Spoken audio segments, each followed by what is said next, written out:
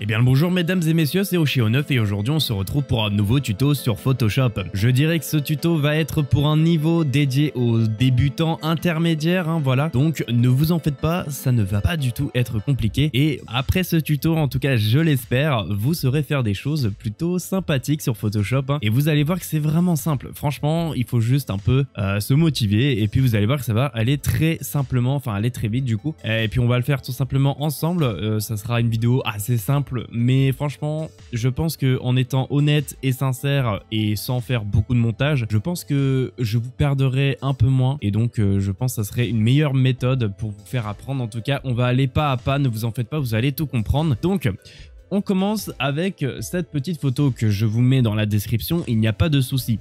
On va faire un effet du coup pour cette photo que j'aime beaucoup, moi les effets de lumière. J'ai d'ailleurs déjà fait un tuto sur comment faire un effet lumineux, que ça soit sur plein de types, des phares de voiture, des lampes, enfin voilà, tout est ce qui est possible et inimaginable. Donc voilà, on va faire un effet lumineux et on va le rendre dans un environnement assez sombre, plutôt dans la nuit en fait, tout simplement pour que ça fasse ce contraste entre la lumière qui provient des fleurs et la nuit du coup qui fait que ça obscurcit un peu le tout simplement.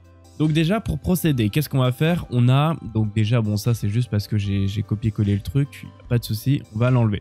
Donc on a notre base qui est comme ça, voilà tout simplement. Et on va mettre un LUT tout simplement, donc ici en bas à droite, vous allez dans les calques tout simplement d'effets et vous allez mettre une correspondance de couleurs. Voilà, juste ici et vous allez dans charger 3D LUT et vous allez prendre du coup le Moonlight 3DL.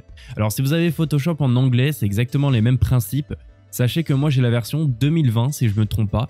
Donc voilà, ça risque d'être un peu différent selon la version que vous avez. Mais franchement, le système reste le même, ne vous en faites pas. Voilà, donc on a notre petite correspondance des couleurs tout simplement qui est plutôt sympa. Ça met un effet nuit directement. À cet effet, j'aime beaucoup parce que je trouve qu'il manque quand même quelque chose à cet effet. C'est par rapport à la luminosité du tout en fait. Et donc on va venir la descendre via cette molette-ci. Donc ça c'est vraiment la molette de luminosité banale, basique. Là au-dessus on a les contrastes, donc les contrastes au niveau du sombre, au niveau des médiums et au niveau du clair du coup tout simplement. Donc on va laisser basique, on va juste prendre la luminosité vers l'éclair et la descendre un tout petit peu. Vous voyez c'est vraiment très simple, alors pas beaucoup. Voilà donc 225 c'est très bon. Ne vous forcez pas à prendre exactement les mêmes valeurs que moi, franchement, ça ne sert pas à grand chose. Faites comme vous semblez être le meilleur. Il n'y a pas de bon ou mauvais choix dans tous les cas.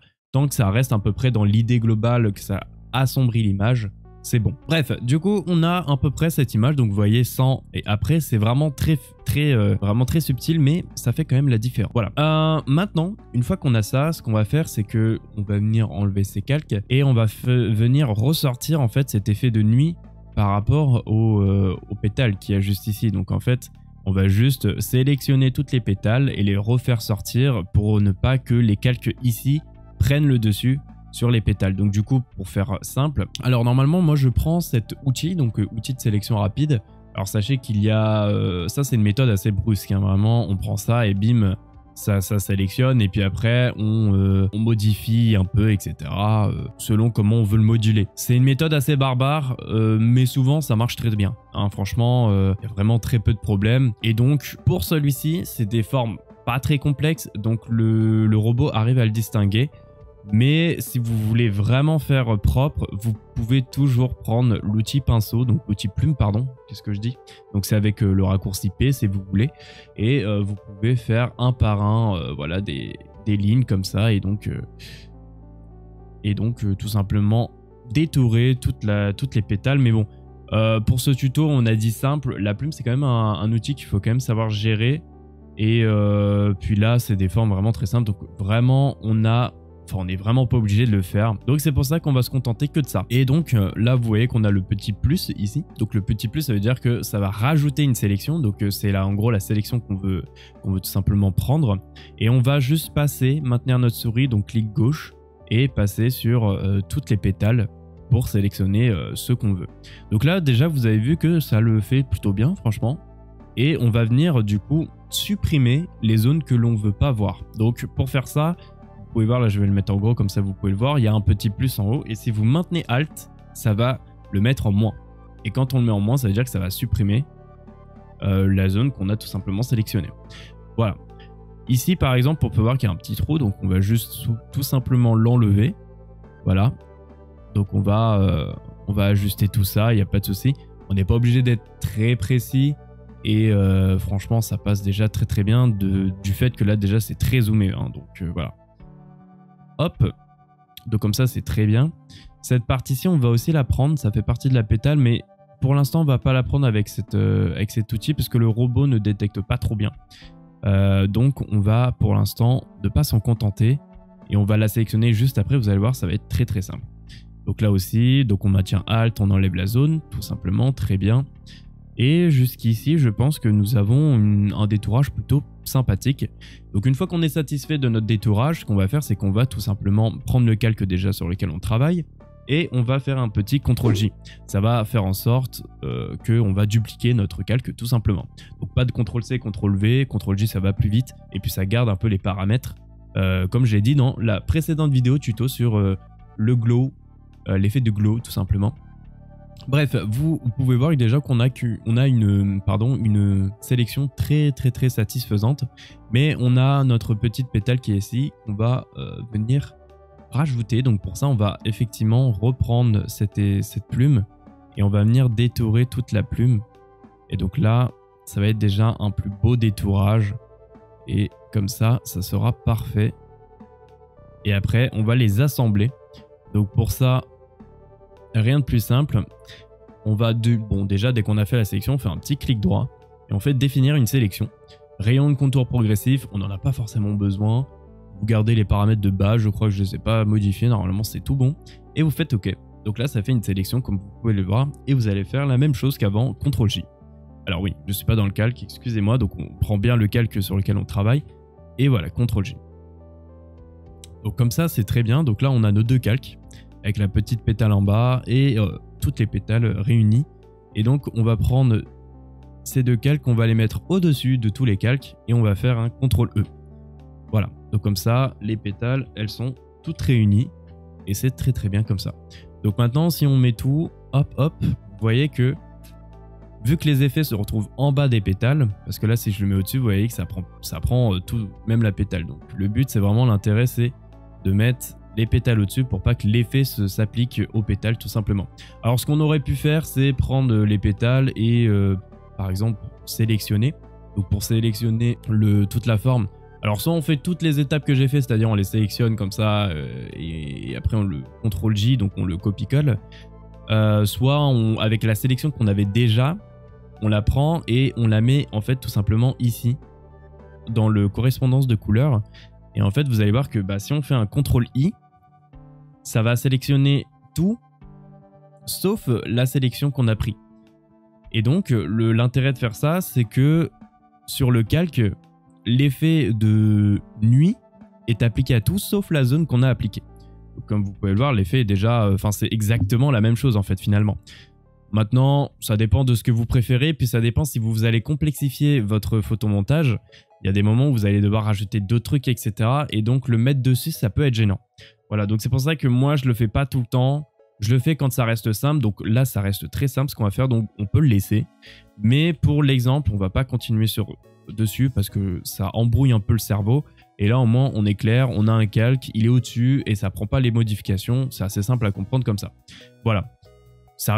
Faut que ça reste quand même intermédiaire, débutant. Donc on va pas rentrer non plus trop dans les détails. Donc déjà comme ça, c'est très bien si vous suivez à la lettre. Après, si vous avez envie de tester vous, pourquoi et du comment, etc., vous pourrez toujours le faire, ne vous en faites pas. Très bien, donc ensuite, une fois qu'on est là, ce qu'on va faire, c'est qu'on va tout simplement rajouter cet effet de glow. Donc pour ça, rien de plus simple, franchement. Vous allez prendre en bas à droite, dans les effets, tout simplement couleur unie. Et vous allez prendre le blanc. Voilà, donc un blanc de ce qui est classique. Vous allez, pour inverser le calque, vous allez faire CTRL-I, voilà. Et donc comme ça, on ne voit plus rien. Alors vous pouvez mettre en densité linéaire moins, je crois qu'en blanc, ça change pas grand-chose si on met en densité linéaire moins ajout, bien sûr, ou normal, mais mettez en densité linéaire moins ajout pour être sûr, même moi je suis pas très sûr, donc On va garder comme ça. On va prendre du coup notre petite pinceau, donc B, pour le raccourci si vous voulez. Et on va commencer à tout simplement rajouter cet effet de glow sur la fleur. Donc on va baisser le flux, donc on va le mettre par exemple à 10. Donc là on va faire la même méthode que le tuto que j'avais fait effet glow. C'est exactement la même chose, donc on va prendre on va dire les éléments qu'on veut, pardon, et on va venir les peindre avec notre pinceau. Et on va venir ajouter un peu plus de grandeur pour que ça prenne vraiment toute une zone en fait en particulier. Et voilà, donc là déjà on a un effet de glow vraiment sympa. Alors, on peut s'arrêter ici même, mais on va commencer, on va tout de même le rendre plus réaliste. Et on va surtout pas se contenter de ça parce que moi j'aime toujours bien rajouter un peu plus de lumière. Alors oui, je vais trop vite, excusez-moi. Pour du coup faire ceci, vous devez tout simplement donc faire un CTRL-J sur le calque que vous avez pris, donc que vous avez fait. Vous avez vu qu'avec le CTRL-J, ça garde toutes les modifications, même les modifications dans le calque. Et pour les enlever, vous allez juste faire un CTRL et supprimer. Voilà, donc CTRL ou Backspace, si vous préférez. Dans le calque, bien sûr, noir, hein, si vous le faites ici, ça ne marchera pas. Donc faites-le dessus. Et là, maintenant, il y a les mêmes sélections que vous avez mis sur celui-ci, mais il n'y a plus le coup de pinceau qu'on a en fait juste avant. Et donc moi j'aime bien du coup rajouter encore, donc là le mettre à peu près à 20%, voilà 19 c'est pas si grave. Et on va agrandir notre pinceau et faire un gros coup, on va dire 2-3 coups seulement. Donc là je vais en faire 1, 2, voilà, donc 2 c'est déjà très bien. Et vous voyez que ça rajoute beaucoup plus d'effets un peu dilués de la lumière, je sais pas si je m'exprime bien, mais on atteint une plus grande zone, mais sans que ça soit trop précis et sans que la lumière se rajoute beaucoup. Alors si vous pensez que c'est trop, vous n'hésitez pas, vous descendez un petit peu la luminosité, il n'y a pas de souci à ça. Voilà, vous faites un peu comme ça, pas à pas, et puis vous regardez ce qui vous convient. Encore une fois, ne mettez pas exactement les mêmes valeurs que j'ai, faites selon bon vous semble. Donc une fois qu'on a ça, c'est déjà très très bien, franchement, on est sur une très bonne base. Mais ce qu'on va faire, c'est qu'on va rajouter du coup cet effet de luminance sur les plantes, les tiges en fait, qui sont juste en bas. Et donc pour ça, on va prendre notre correspondance de couleurs et on va venir prendre le pinceau en noir.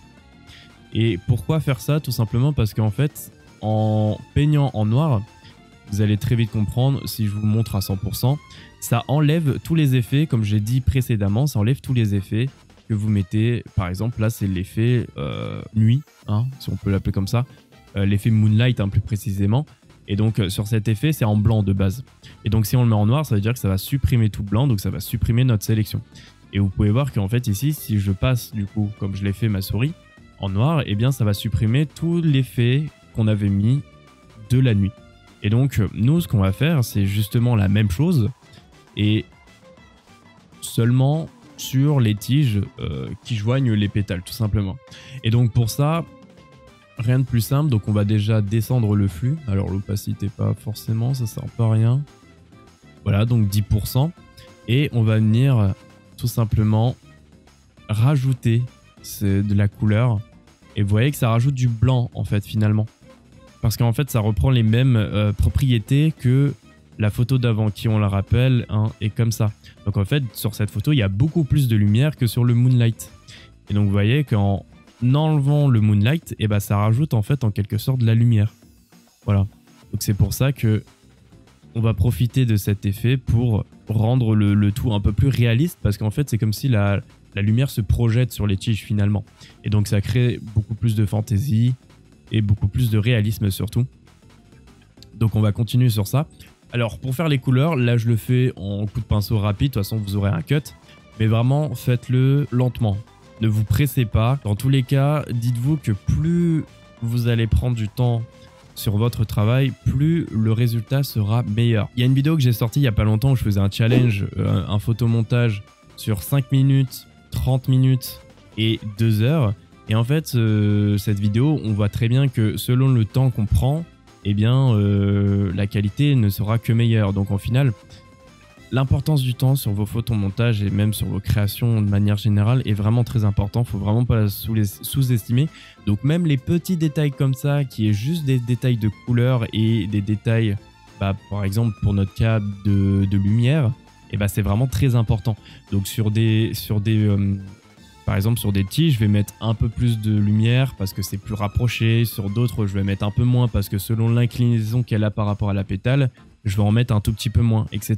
Il y a beaucoup de paramètres à en prendre en compte. Je vais pas tout vous expliquer parce que même moi, je suis pas expert là-dedans, mais essayez de faire marcher votre logique et de vous dire comment vous verrez la scène, si vous la verrez en vrai, comment les ombres seraient, comment les lumières seraient. Et avec ces petites informations, vous pourrez faire un effet de lumière qui ressemble un peu plus à la réalité. Après, bien évidemment, si vous êtes intermédiaire débutant, les lumières, vous n'allez pas tout de suite les maîtriser. Ça demande de l'expérience, ça c'est sûr. Mais voilà, déjà pour s'entraîner, c'est déjà très bien. Et puis de toute façon, c'est en faisant qu'on s'entraîne. Donc sur ça, il n'y a pas de souci. Voilà. Et donc... je vous fais une petite ellipse et puis on se retrouve une fois que j'ai terminé toutes les lumières. Ok, du coup on se retrouve une fois que j'ai terminé ce petit effet de lumière sur les tiges et même un peu sur le bocal comme vous pouvez le voir. Eh bien on a terminé cet effet de lumière et comme vous pouvez le voir déjà si on prend un peu de recul sur tout ça, eh ça rend le tout un peu plus réaliste tout de même. Ce qu'on pourrait toujours faire c'est reprendre du coup notre correspondance de couleurs et que la lumière soit à peu près... diffuse aussi sur les chaises enfin sur la chaise du coup qui l'entoure et donc voilà mettre un tout petit peu plus de lumière dessus, mais c'est pas vraiment un détail qu'il faut au début vraiment prendre et puis franchement là c'est vraiment très subtil hein, donc pour l'instant on va se contenter que de ça. Et puis maintenant qu'on est là, comme je vous l'ai dit, c'est un photomontage très simple. Et donc là on a déjà presque terminé finalement. Alors ce qu'on pourrait toujours faire c'est du coup rajouter notre filtre Camera Raw. Et pour ça ce qu'on va faire c'est qu'on va rajouter un calque tout entier qui réunit tous les calques qu'il y a en bas. Pour faire ça c'est simple, c'est CTRL, Maj, Alt et E en même temps. Voilà, donc il y a beaucoup de touches à prendre en compte. Ne vous en faites pas, ça va devenir un mécanisme, mais le faites tout le temps. Parce que en fait, c'est dessus que vous allez réunir votre filtre Camera Raw et donc réunir tous vos calques, etc. Pour ce faire, vous faites les raccourcis que je vous ai dit et puis vous allez du coup venir faire un clic droit dessus et le convertir en objet dynamique. Voilà, comme ça vous pourrez remodifier plus tard si vous voulez le filtre Camera Raw que vous avez appliqué dessus. Maintenant, pour mettre un filtre Camera Raw dessus, vous faites CTRL Maj A ou soit vous allez dans Filtre et Filtre Camera Raw qui est juste ici. Voilà. Et donc, voilà, vous faites du coup le raccourci où vous allez dans les filtres et puis ça vous met directement ici. Et donc, c'est ici que tout va se jouer car vous allez embellir votre photo. Et donc vous allez rajouter des effets de lumière, d'exposition, de contraste et puis vous allez jouer avec le tout pour que ça soit un peu plus beau tout ça. Vous avez vu qu'il y a beaucoup d'outils qu'il y a au-dessus. Franchement je vous laisse découvrir tout ça. C'est pas le but de la vidéo. Là je vais passer rapidement dessus. On va juste accentuer les bleus vu qu'on est en nuit, je vous le rappelle. On va également faire la courbe des S qui est souvent utilisée pour rendre le tout un peu plus cinématographique. On va du coup mettre un tout petit peu plus d'exposition. On va également mettre un tout petit peu plus de contraste. Voilà. Et puis je pense que je vais pas m'attarder dessus. Je vais faire je pense une ellipse. Vous mettez les paramètres que vous voulez, que vous sentez. Franchement ça c'est libre à vous. Tant que ça rend l'image meilleure, faites-le. Donc là on accepte et puis voilà ça nous donne ça. Donc vous voyez que c'est vraiment bien. Donc là c'est le avant et le après. Donc on a vraiment fait une belle image finalement, une belle image artistique. Ce que je peux vous conseiller, c'est également de rajouter du grain. Et pour faire ça, c'est assez simple. Vous allez dans les paramètres de calque d'effet, couleur unie, et vous mettez du gris à peu près. Voilà, donc du gris pas trop foncé mais pas trop clair non plus, donc du gris vraiment sobre. Vous faites OK. Et ce que vous allez faire, c'est mettre un filtre de bruit dessus. Donc ici, bruit. Ajouter de bruit. Donc voilà, donc oui, bon, vous convertissez en objet dynamique, ils vont vous demander. Vous mettez quantité 20, vous mettez en gaussienne, monochromatique. Vous faites OK. Et ensuite, vous allez mettre en incrustation ici. Voilà, comme ceci. Et vous allez descendre l'opacité. Donc pour ça, essayez de vous rapprocher au maximum. Et vous allez descendre l'opacité. Donc pour vraiment qu'on les voit, mais très peu. Donc moi, souvent, ce que j'aime bien mettre, c'est dans les alentours de 10-20%, voire même 5%. Des fois, de temps en temps, quand on voit trop que l'image est cet effet, en fait, tout simplement. Donc, vous voyez que là, déjà, on est à 9%. Quand on se rapproche, on voit qu'il y a du bruit. Et quand on s'éloigne, on le voit pas spécialement. En tout cas, on le voit un peu ici. Et ça crée cet effet vraiment qui, je trouve, est bon à faire sur tous vos photomontages. Alors, bien sûr, il y a des exceptions. Mais la plupart du temps, ça rend bien, quoi, finalement. Et donc, en fait, quand on zoome, quand on veut présenter, vous voyez que en fait, ça embellit l'image quand on est beaucoup plus proche. C'est comme si, en fait, c'était un lissage de pixels, en fait. Voilà.